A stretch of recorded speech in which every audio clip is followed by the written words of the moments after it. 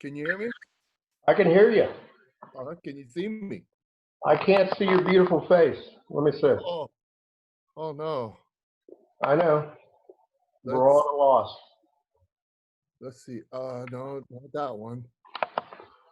Oh, here we go. There he is. Hey, I like your background. Yeah, I Switch said they didn't like the 2x4s that I had behind me, so we had this rug, and I said, "Man, I'll hang that sucker up there and make it look nice," you know. Well, it does look. I do so many of these podcasts. I do like 3 or 4 a week, so. Yeah, you do it almost daily, it seems, anymore. Yeah, I know. Well, anyway, I was just telling the audience I want to welcome you, Bill Gillespie. I don't know if you were aware of this, Bill, but I did some insight into where you stood on open powerlifting. Yeah. And according to the McCulloch formula, you were the best bencher ever. Any weight class, multiply bencher, period. Drug tested, not drug tested. But I got to tell you, Bill is the most humble person that you ever want to meet. I've known Bill started competing in our competitions about a year ago, maybe a little more so. And I have never met a more humble, gracious class act than Bill Gillespie. Thank you. And we wanted to kick off our programs with you because you mean so much, well, frankly, personally to me, but to the Federation, that you're a part of it and that you've been an ambassador for powerlifting in general forever. Well, can I just say that, you know, I've been competing in powerlifting for 45 years. And I've lifted in every federation. I've been blessed to go to multiple IPF World Championships. I've competed with some of the best lifters and the best meet directors. And I gotta tell people that 365 Strong, you as a meet director do a phenomenal job. You are so professional. You run such a great meet. You take care of the lifters like it's like nobody I've ever seen. And I want people to enjoy the sport. You know, I was at the point where I was like, man, I'm going to retire. I'm sick and tired of all this. And I decided to enter your meet, and I had so much fun. And I'm like, this is legit, man. This is a good federation. And I tell people all the time, you want to go have fun, you want to put up big lifts, go lift 365 Strong, because you're going to take great care of us. You know, name another meet director where the results are posted within like 3 days, if that long, in open powerlifting. You know, you're on top of it. Well, it all stems from my days on the platform that date back further than I want to remember. and how I felt appreciated and how I didn't feel appreciated. And it just comes, everybody's important. Every individual lifter is important to me, and making sure that we communicate prior, during, and after the events is critical. And posting those results, I mean, you know, a lot of PRs have come and gone. A lot of records have been broken, and people are proud to see those results posted. And the least I can do is go the extra mile and make sure that we do that. But enough of me, enough of the Federation, but I want to get into you. Tell us a little bit about your journey, where you came from, and what got you to this point. Okay. I was born and raised in Tacoma, Washington. And I don't remember a day and time where I didn't want to be strong. My mom, grandparents used to take advantage of me because they knew I wanted muscles. 3 years old, 3 years old, my grandfather had a big old spike in a stump. He told me if I took this little hammer and beat on it every day, I would get big muscles. Man, every time I went to visit him, the whole time I was there, I just beat on that nail the whole time. My mom Yeah. My mom That told was a me joy listening to, I bet, all day. my mom told me if I raked the leaves in the yard, I'd get big arms. I'd go do it 2 times in a row, you know? And I'm like, she was just like, but I wanted to get strong. And then I got my first weight set when I was 14 years old for Christmas. And boy, did that light a fire. I had no clue. I had no clue what to do. I didn't know weight, no understanding of what to do. But I do it 3 times a day. And really got into it. When I was in the ninth grade, I did 600 push-ups every single day uh, to try to win this track and field championships. And I learned how to work hard. I participated in football, track and field, basketball, wrestling, baseball. I played every sport there was, and I really wanted to excel. My dream was to become great at something. Okay. Of course, the top of the list was like the NFL. I wanted to be Brooks Robinson at third baseman. We all have these dreams as a kid of playing some great sport. And God just kind of directed me slowly but surely into the bench press. And I went to college. I rode a bus for 84 hours, so 4 days, to go to school to walk on at Liberty University to go play football. And I still had been lifting weights, but I really wasn't getting serious about it. And a friend of mine, my sophomore year, John Hoffman, said, "Bill, you know what? I think you could be really strong." He says, and believe it or not, it was the deadlift that I was my forte back then. I was Okay. horrific at bench pressing. And he got me into lifting, started teaching me how to do the big lifts. And slowly but surely, I started getting better. But I went to the very first ADFPA national championships in Allentown, Pennsylvania in 1983. And I benched, this is right out of college, so I wasn't a young Okay, guy. I'm going to write I, this was, down. Go ahead. I benched 341 pounds. How much you weigh? I was I was in the 275-pound weight class. Okay. So That's I good. was, First meet? well, Shoot. yeah, that was my first major meet. Yeah. But I was Yeah. sucked at the bench. I set the national record in the deadlift that meet. But I didn't, but not the bench press. I was horrible. In fact, this was before the round system where you remember how you're going Oh, light. yeah. Yeah. Well, I took my first attempt, my second attempt, and my third attempt, and then they added 35 pounds to the second worst bench presser to start bench pressing. Oh, my God. Yeah, those were the days. Yeah. So Oh, up until the age of around 35, I thought I was just genetically inferior to be a bench presser. And my mentor, I could do dips with a lot of weight, but I couldn't bench press very much. yeah. My bench had dropped down to about 325, but I could do 6 dips with 545-pound plates. And he said, you ever figure out how to incorporate your dips into your bench press, you're going to bench press a lot of weight. And that kind of sparked a little fire in me. And I was fortunately exposed to the former Soviet Union weightlifting coaches, and we paid a lot of money to sit down and have them teach us how to write up workouts. In fact, Johnny Parker just released a book a short time ago called "The System" on all the things that we were taught. Okay, on so much of what I believe came from those seminars with Johnny Parker. And I decided, I said, you know what? I'm a smart man. I've been exposed to some great coaches. I'm going to totally reinvent how to do the bench press. I'll train the bench press. And my kids would be playing at the park, and I'd have that Russian training manual, and I'm just digging through it, man. I'm digging through it, trying to get every ounce of information I could to figure out how it could apply to what I needed it to apply to, but it was full of facts. It wasn't just opinions; it was facts. And I took that information and I started to design my programs, and my bench press started going crazy.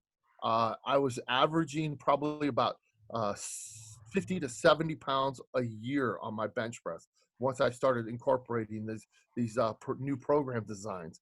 And and every once in a while I get stuck. I remember I got stuck at 639, and everybody told me, "Hey, you're 35 years old. you know, you bench 639. How much more could you ever ask? You know, you can't bench any more than that. And I'm like, yeah, you're probably right. And Yeah, I love those haters. Yeah. yeah, oh, they've been there all my life.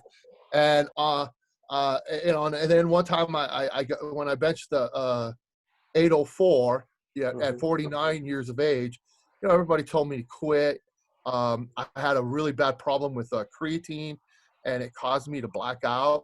And so I That's not can't good. take creatine. No, it's not good. And everybody told me, "Oh, you're as good as you're ever going to get. You should quit now."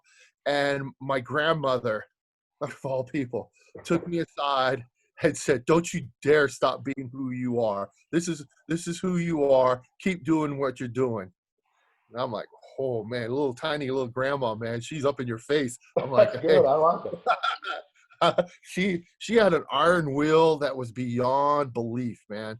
And my mom got it, and my mom passed it on to me. And we are competitive, uh, we are passionate, and we are driven, and we are not afraid of hard work at all.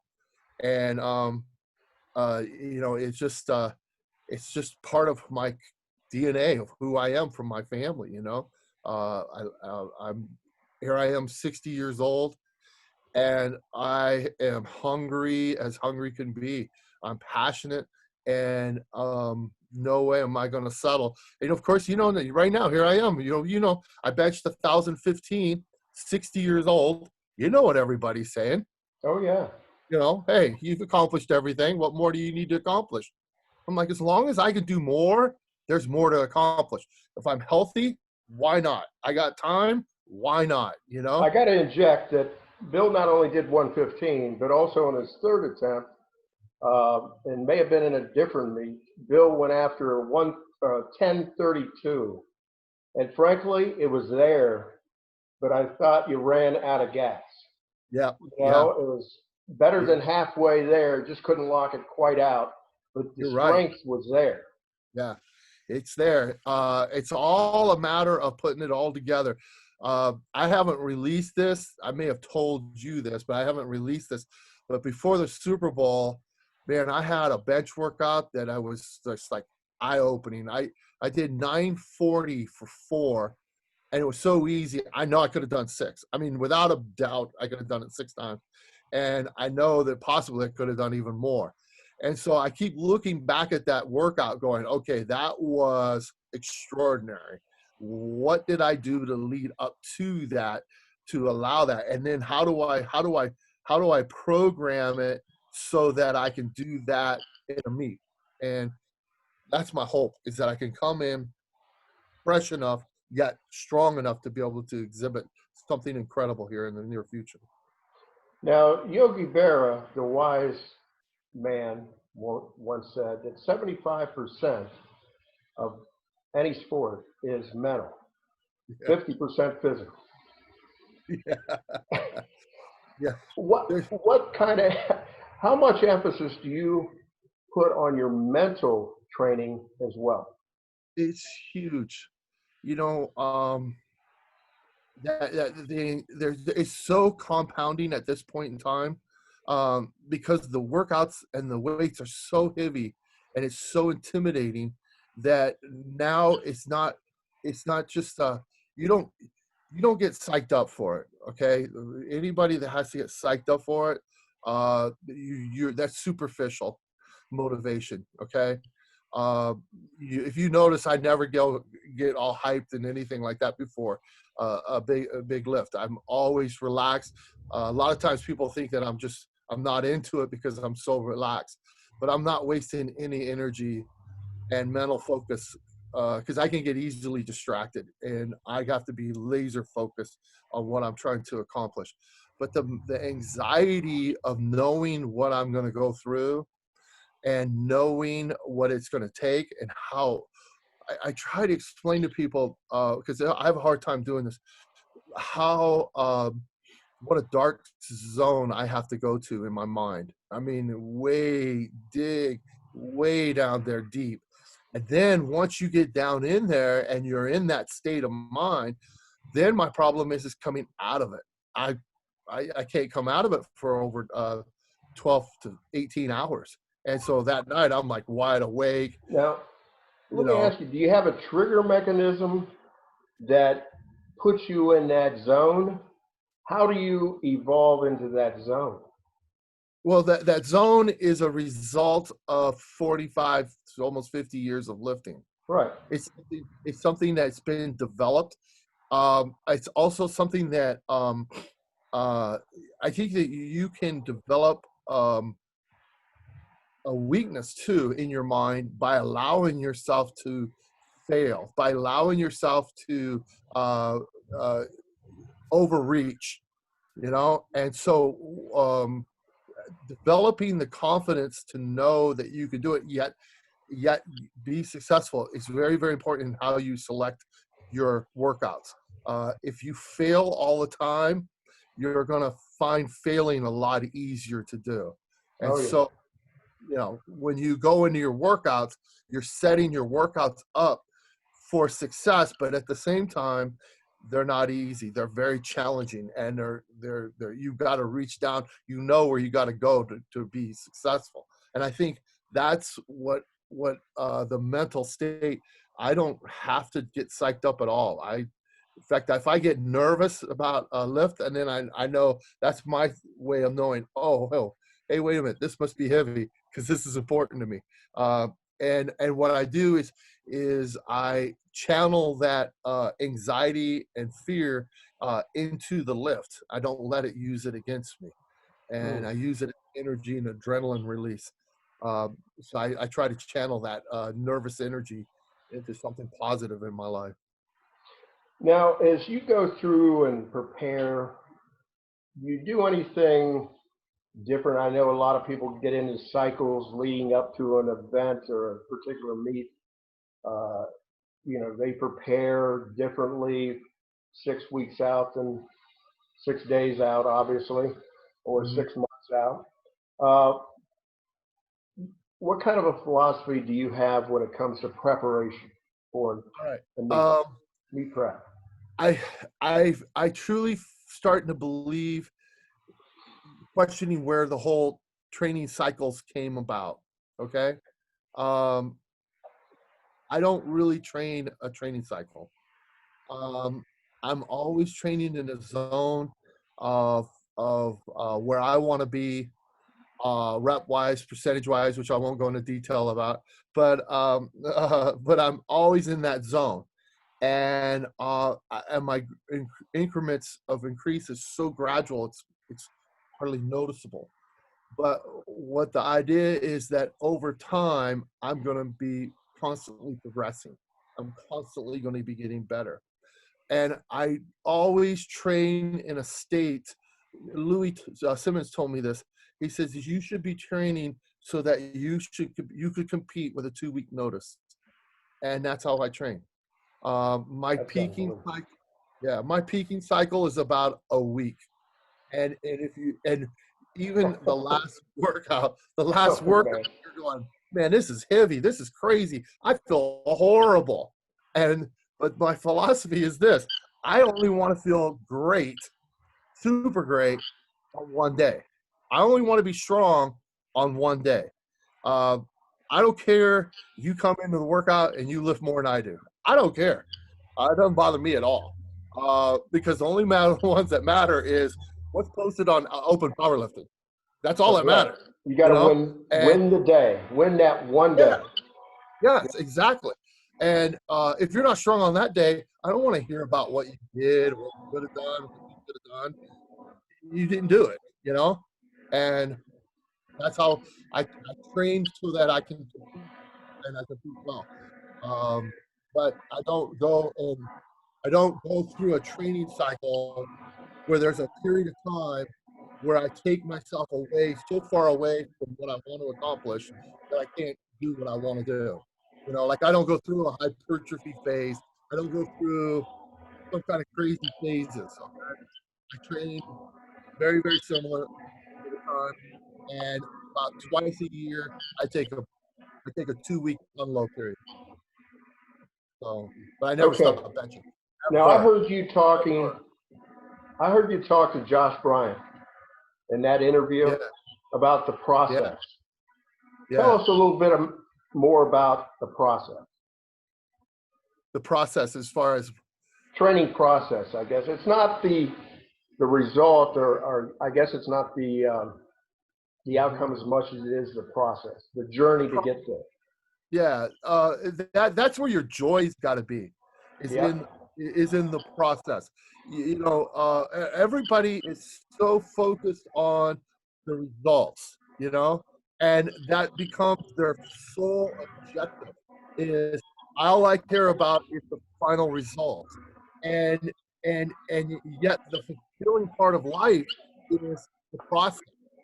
It's that part of going through it that you get the opportunity to grow as a person.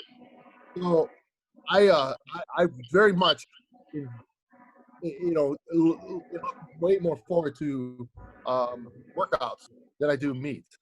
Meets are a reward, but they're so I'm very much more into the workouts. In fact, sometimes I get too far into the workouts, and uh, yeah, definitely.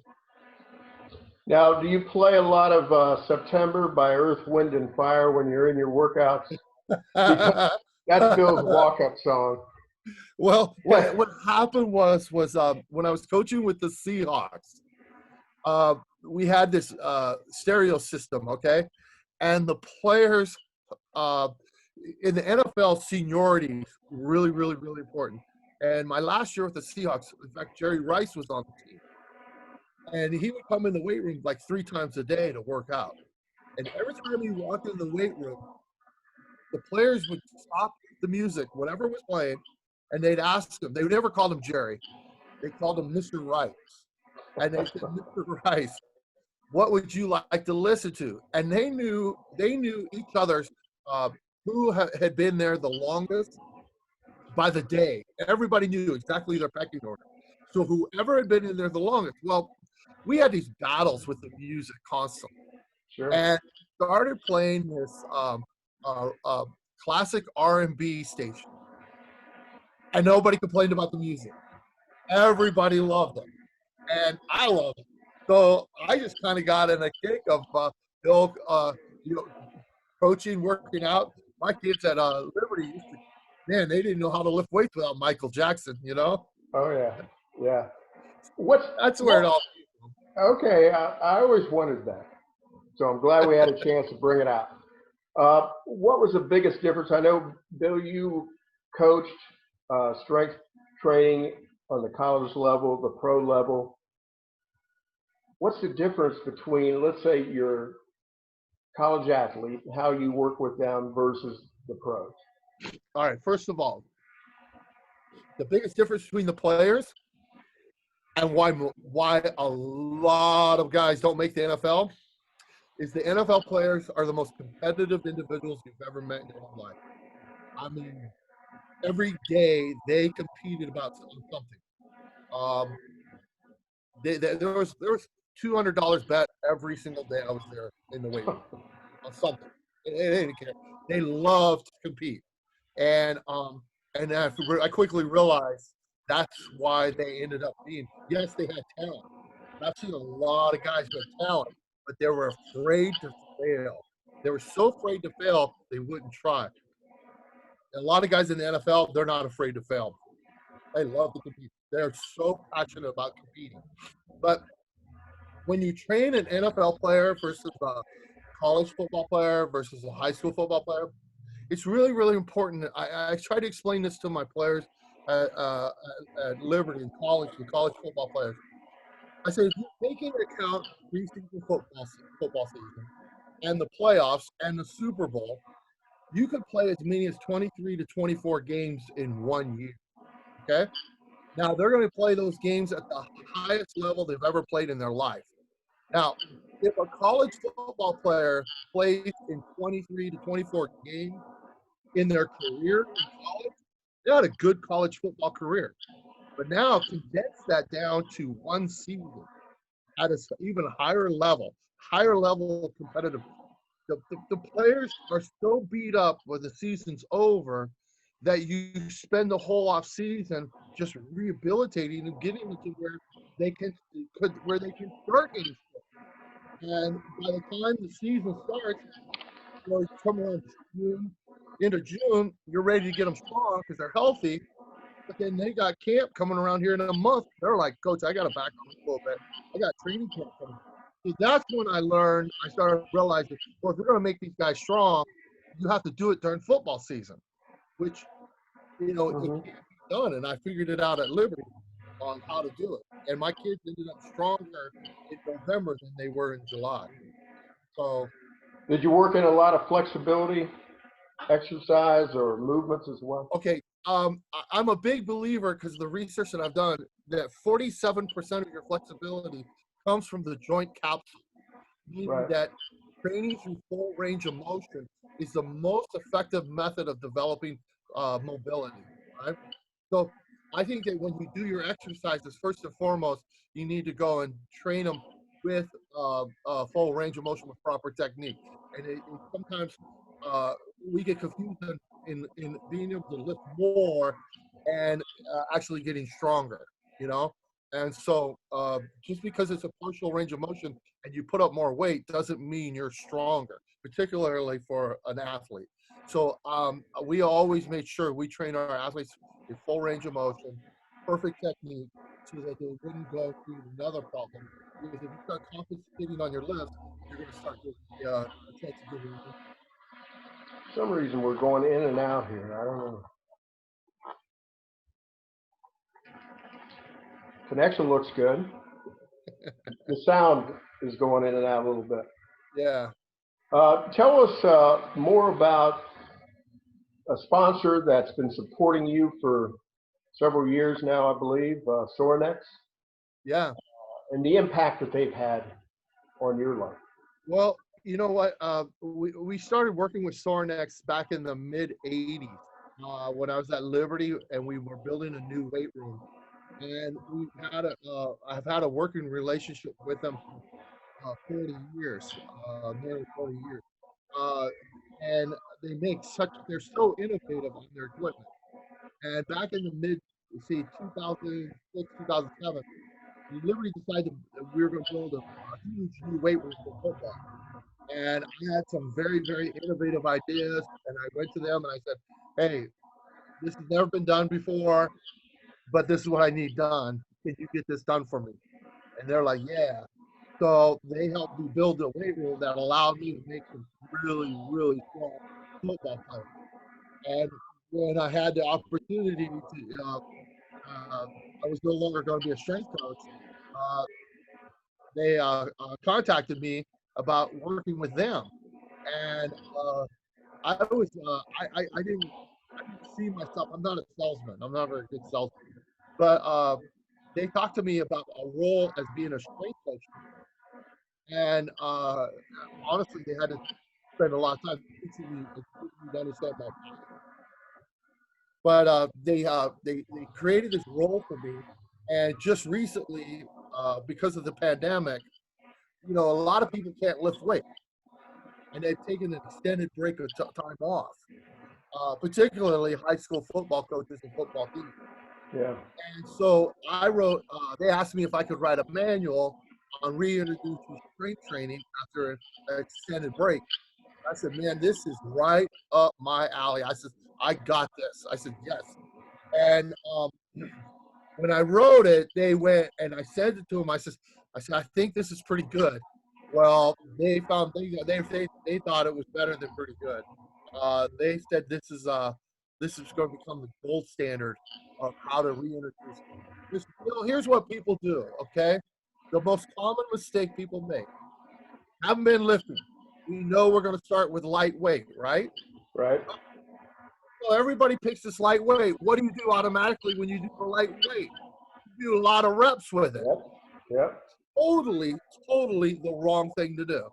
So Because what you lessons. want to do, Go ahead. Go ahead. you want to do the lightweight, but you don't want to do high reps. You want to do low reps, like 6 sets of 2 with lightweight. If you look at the tonnage, okay, and let's say you do 100 pounds, Right. for 3 sets of 10. Well, that's 3,000 pounds of tonnage, okay? Gotcha. It's 3,000 pounds more than you did the day before, right?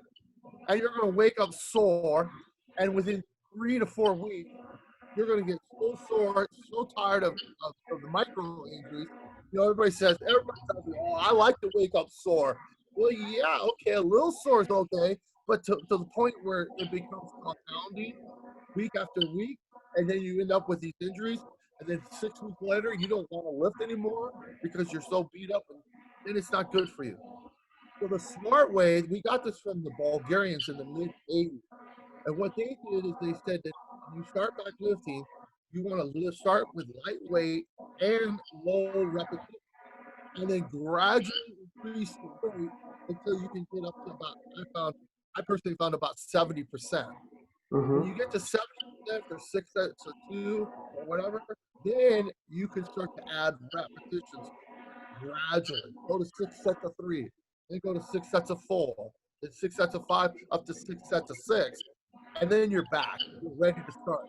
And the success rate that we had with this has been unbelievable, off the charts, Well, the unbelievable. logic, yeah, there's no refuting the logic. I mean, it's something I haven't even thought about because, like you said, I came off several injuries over the years, and man, I was just as ignorant as anybody else as far as Yeah, just getting back under a weight and doing as many as I could with lighter weight, thinking I was building my base when in yeah. reality I was tearing myself down. You turn the joint right back down. Yeah. See, that's originally where it came from, was when you're coming back from a joint injury, right? And you can start back with a compound movement. They said have the emphasis on the low reps so that you don't create overuse by doing too many repetitions. And uh, I've had kids they just can't believe it. Within 3 weeks, they're back to better than they've ever been before without being injured, and then lifting huge weights. So, in fact, I'll tell you a really cool story. Okay, I had a Yeah. football. His name was Eric. I won't. He had been a quarterback and a wide receiver, and his personal best squat was 465 pounds. And at the University of Washington, every time you tested, you had to get a new personal record. I got to make sure everybody understands that. Okay. Right. So he starts the off season with 6 sets of 2 with 135 on the squat. Okay. And he's like, Coach, this is embarrassing. I said, just trust me, Eric. Just trust me. Okay. So we gradually increase the weight, gradually start to introduce assistant lifts to him. And by the time the 8 weeks is over, he had squatted 365 for 6 sets of 2. That's the heaviest he'd ever squatted. Okay. Well, test day comes up. He's got to get a new PR. Right. Lows the bar to 475 and looks like a warm up. It was a joke. He goes, Coach, I'm going to 500. I'm like, yeah, no kidding. He takes 500 and he does it so easy. I'm sitting there thinking in the back of my mind, man, this guy could do 600 pounds. And he turns to me and he goes, I'm going to 600. And I'm like, okay, let's do it. And he squatted 600 pounds. Now, this is what these competitive guys, this is what happened. Okay. Because he squatted that 600 pounds, he goes to the combine and he goes to the Cowboys and he tells them, hey, I'm built just like your tight end. I Sure. squatted 600 pounds. I can play tight end for you. They said, well, we're going to verify it. Who's your strength coach? He said, Bill Gillespie. He said, they called me and they said, hey, is it really true? I said, yeah, that was legit. He got a 600-pound squat. Drafted him in the 4th round, 2 Super Bowl rings. Oh man, that So, that's an awesome story. yeah, so that's where it all really, that's when I went, wait a minute, this isn't just rehab. This is a phenomenal way of just doing a training cycle. I hear you.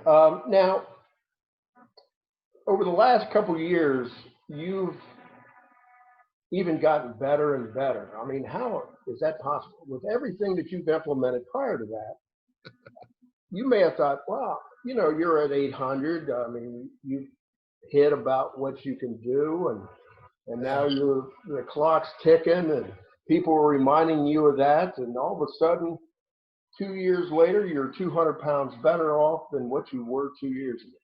10 How is years. that possible? Yeah. You know, people ask me if I ever have bad days, and I laugh, and I'm going, shoot, I've had bad decades, man. Yeah, you know,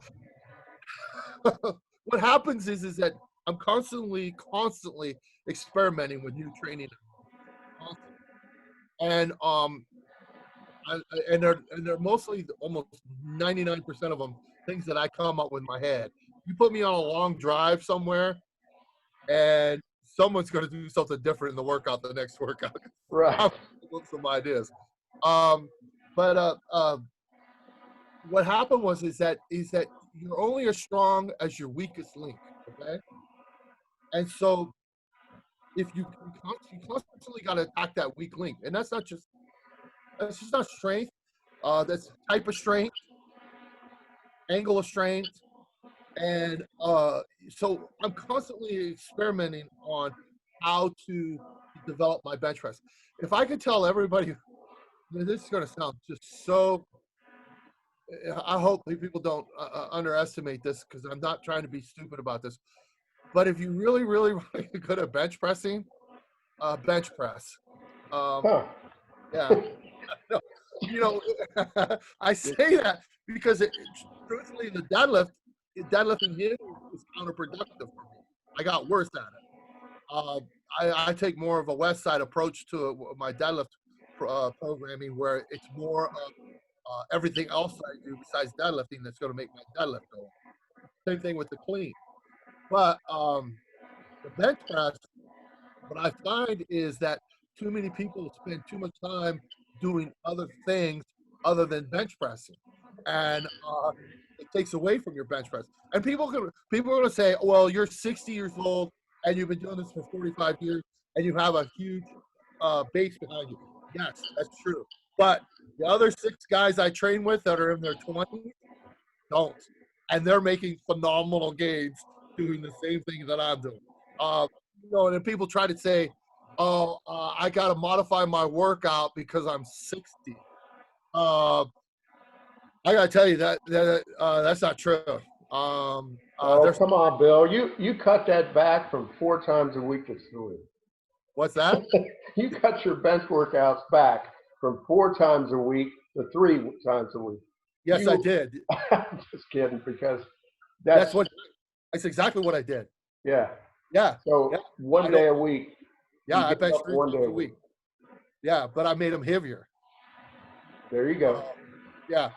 But I train my upper back. I'll train my upper back 6 times a week at least, sometimes twice a day. And that's What do you do for upper back? What do you well, believe if I could have my choice, I would do pull-ups.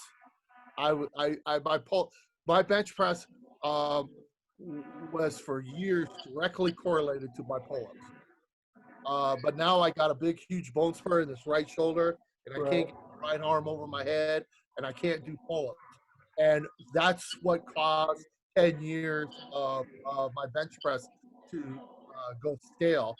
It was because I couldn't do pull-ups, and I couldn't figure out how to train my upper back effectively to get my upper back to where I could bench press again, like I like it.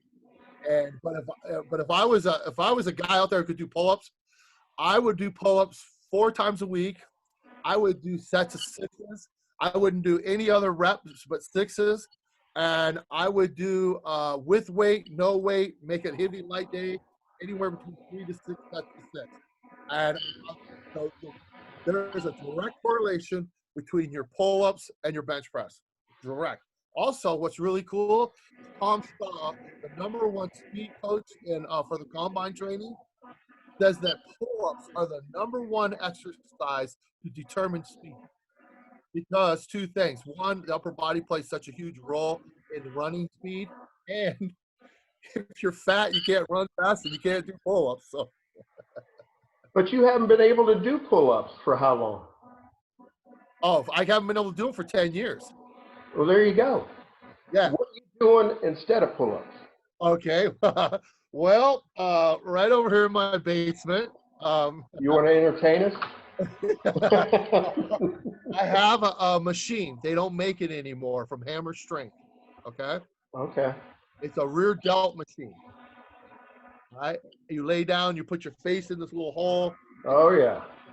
Remember? Yeah. All right. Oh yeah. T-bar rows. Hard to find. All right. Really Is hard that to find. like And when T-bar rows? You're going either like this or you're going like that. yeah, yeah, All right. yeah.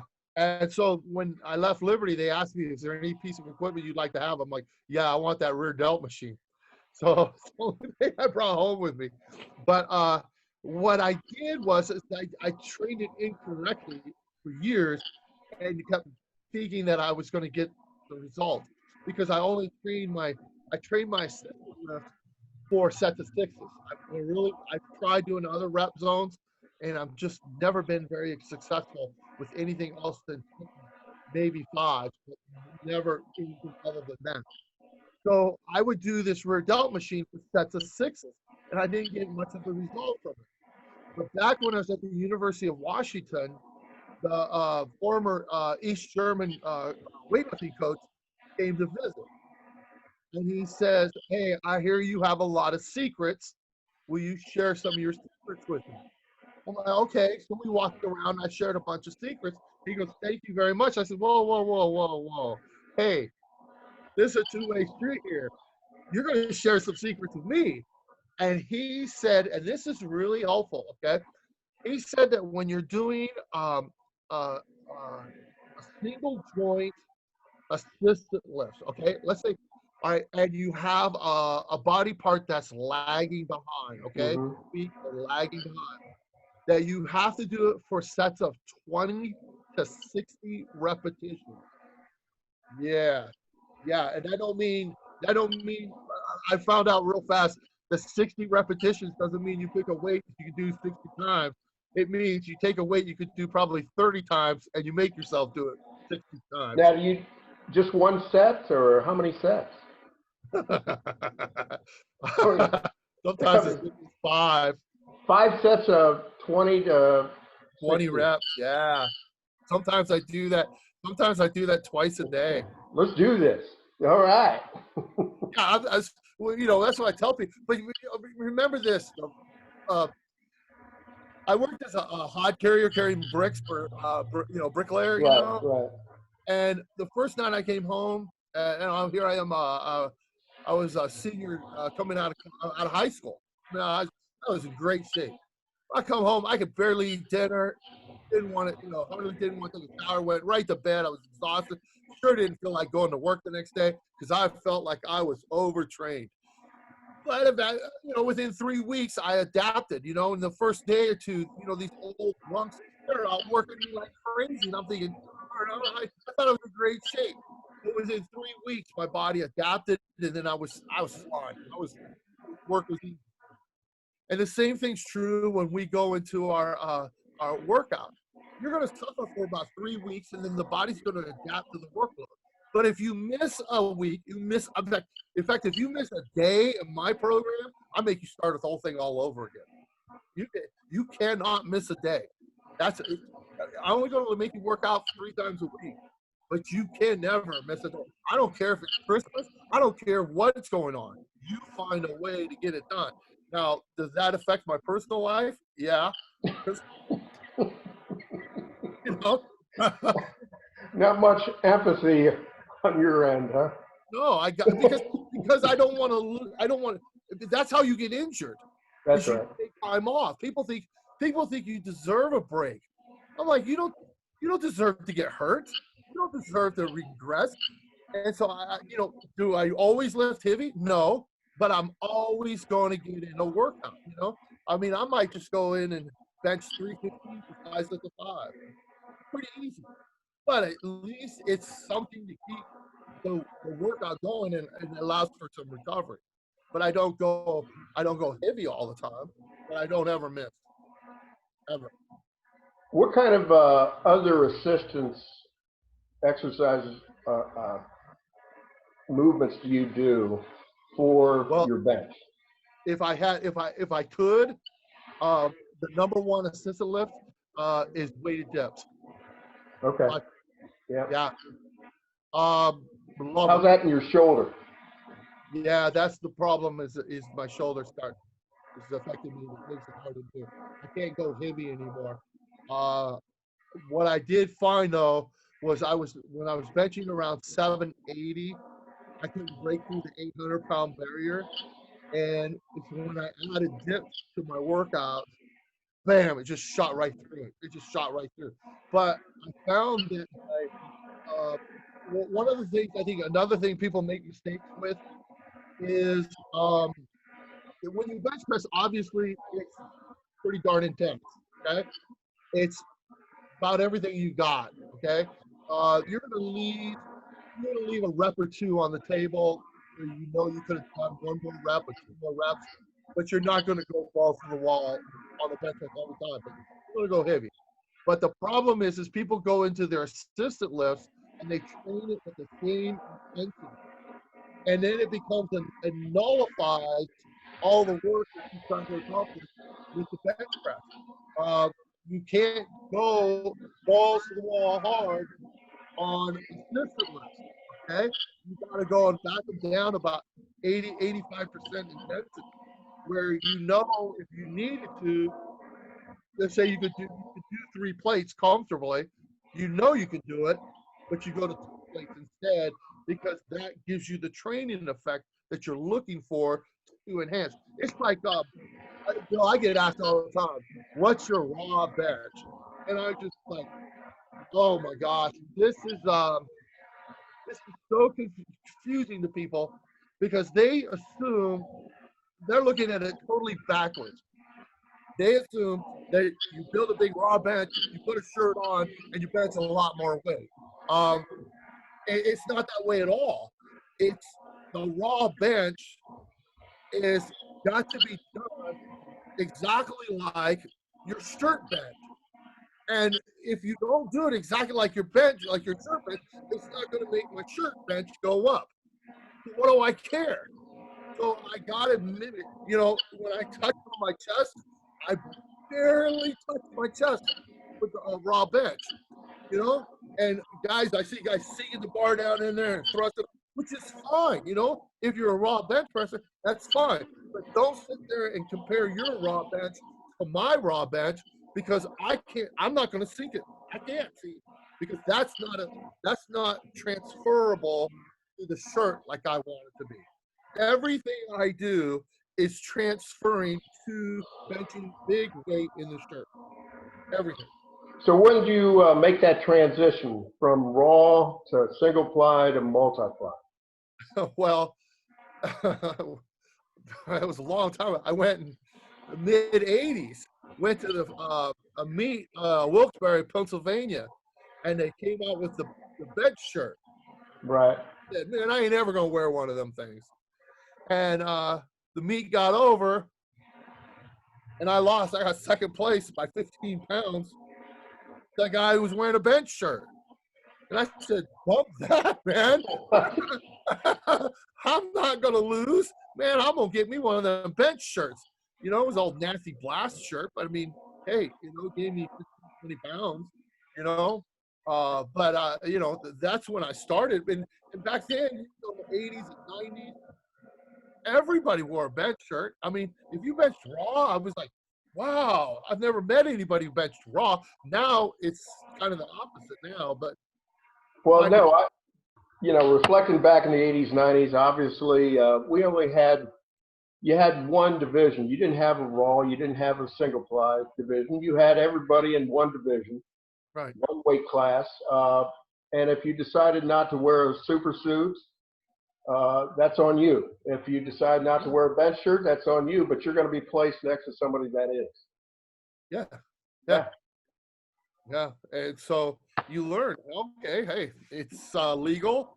It's by the rules. You better learn how to use it, And a lot of guys would go and just train heavy and then throw on the shirt for the meet. And then we started to see there were guys that weren't really very strong, and they trained in the shirt and they perfected the shirt. I say perfected the shirt. They developed the strength components of the shirt.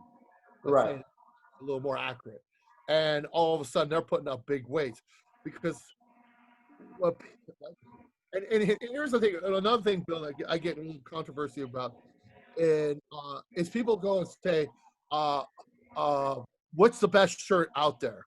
Okay, man, I gotta tell you straight out, that totally depends on you, where you're strong at, because these poly shirts are phenomenal, phenomenal if you're not very strong off your chest.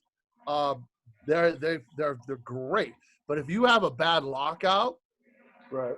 man, they'll expose you, because most people, they only have a limited range of motion of support, you know, and uh, every shirt has a different strength or component of strength that uh, that is good or bad for the individual.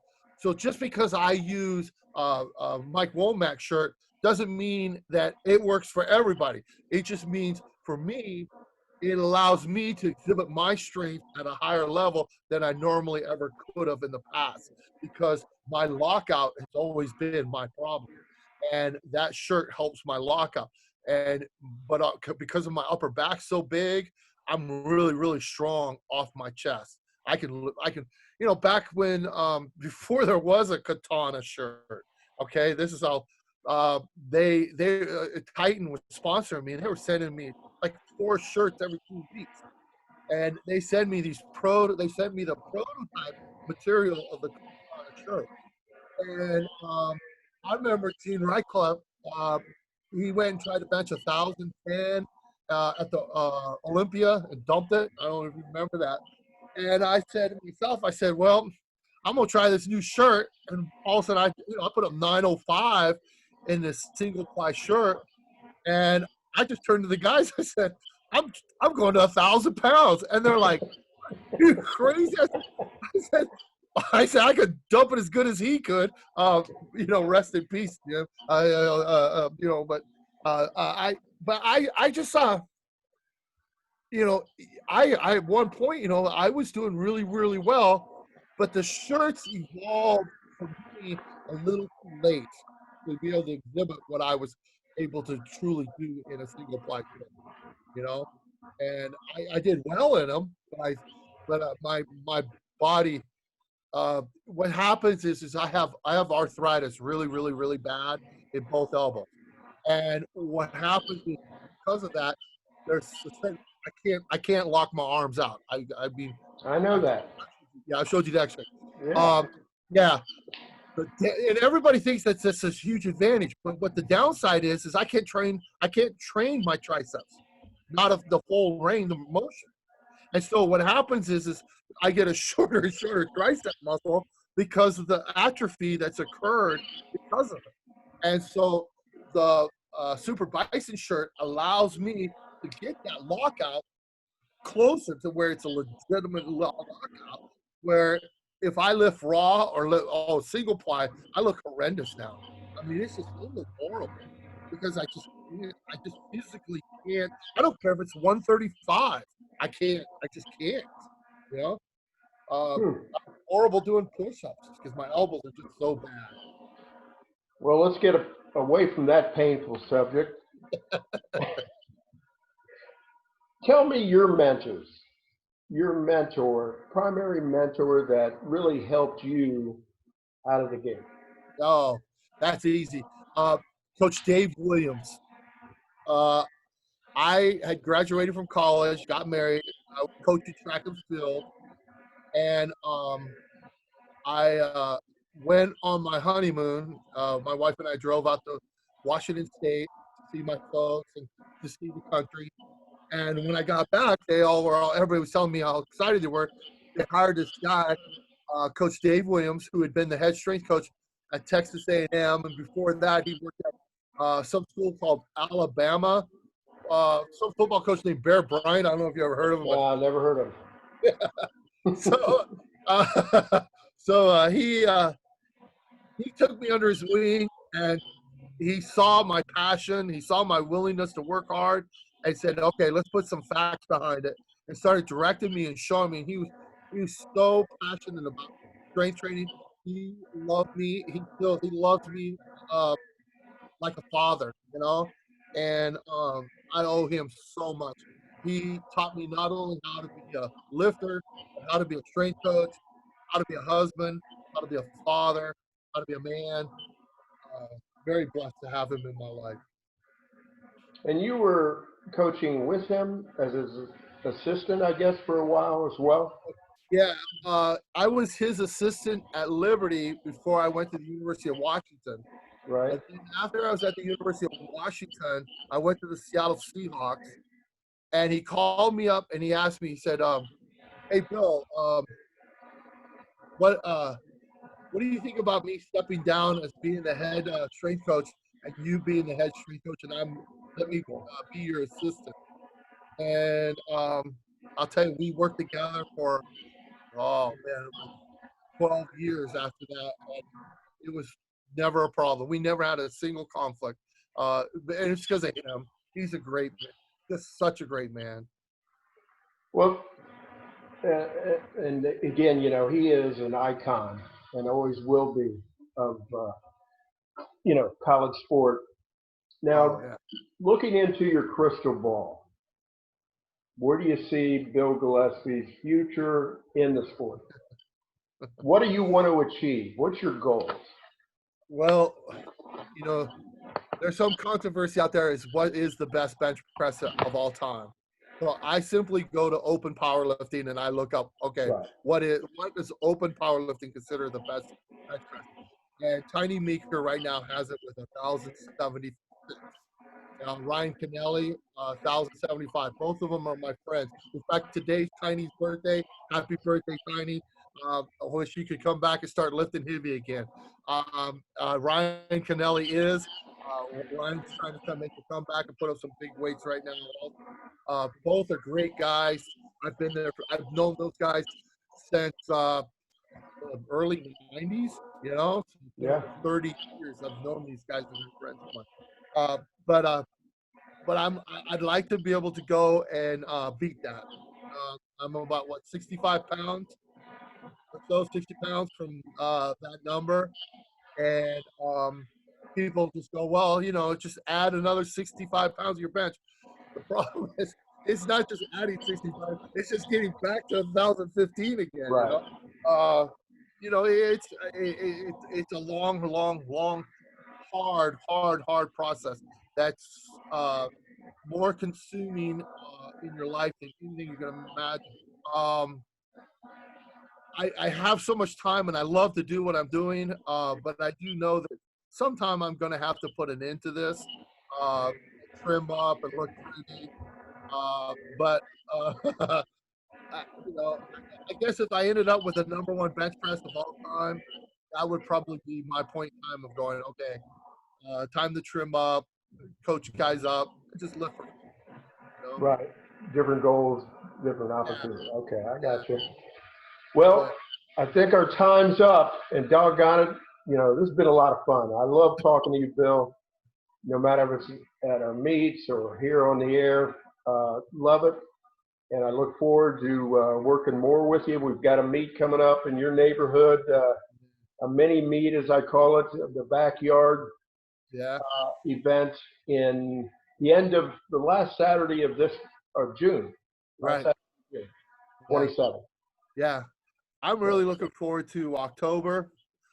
Bill, one of the things that I'd like to think about, have you think about, is, and I'm trying to talk with maybe Sornex about hosting this, is having what we might want to call the Grand Bench Press Championships.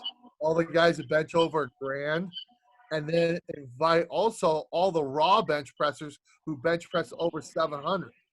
And you can bench the most weight if you're in a shirt, the most over 1,000. If you're raw, the most over 700. And whoever benches more is the winner. And I think that would be really, really cool to and see. that's something that we're definitely interested in putting together, fine tuning the detail, bringing that into reality. So, you and I and others will be talking about that more in detail as time goes. But again, uh, stay safe, Uh, and train hard but smart, as yeah. you always do. And we look forward to talking more down the road. Thank you, Bill. Thank you for this opportunity. Okay. And thank you for viewing this on 365 Power Hour. Have a great day.